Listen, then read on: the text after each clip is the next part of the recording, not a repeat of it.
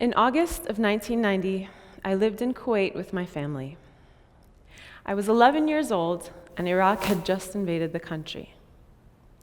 My parents, who are Palestinian, had left their homes in Palestine years ago, fleeing war and occupation, and had come to Kuwait with their families seeking a better life. In those early days of the invasion, our home was filled with politics, tension, and smoke. My father, who had been smoke-free for years, had started smoking again. One night, soon after the beginning of the invasion, my parents took us to visit our cousins. We were so excited to see them that we quickly forgot our worries and ran inside to play. Later that night, my parents decided that it was safe enough for us to drive back home. Whenever I think back to that moment, I have no doubt in my mind that my grandmother, Teta Fatme, must have tried to convince them to stay the night. That's just who she is. She would gladly sleep on the floor so that any one of you could sleep safely and comfortably in the bed. But we didn't stay.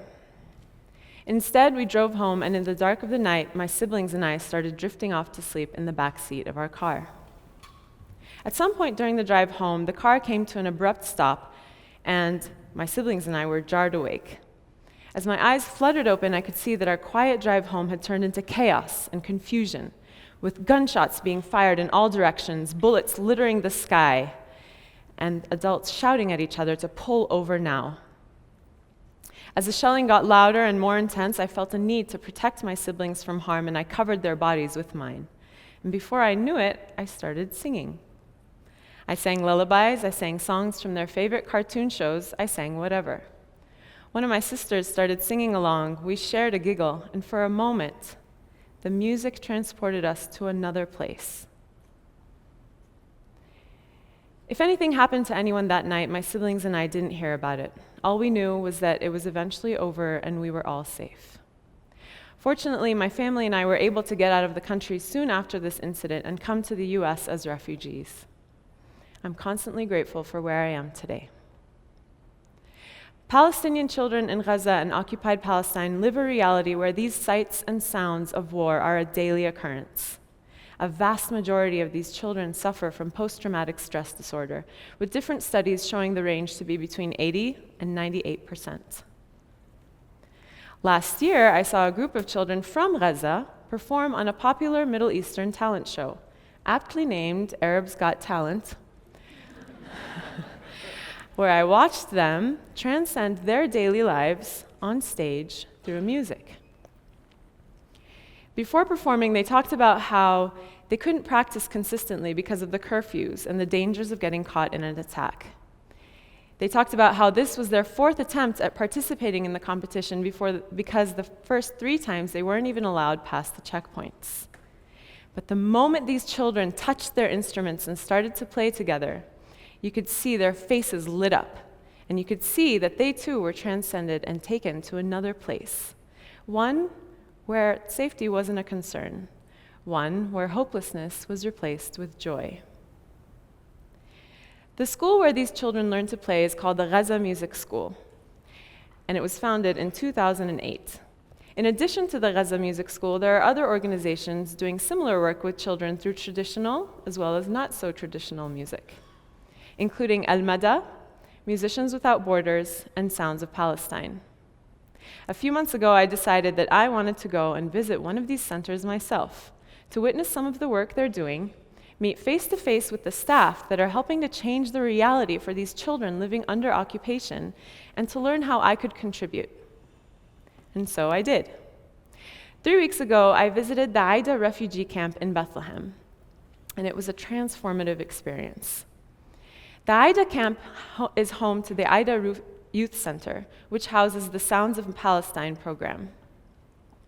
Sounds of Palestine is a community music project that's based on a key concept, which is using music education to achieve long-term sustainable social change by involving the children, their families, and the entire community.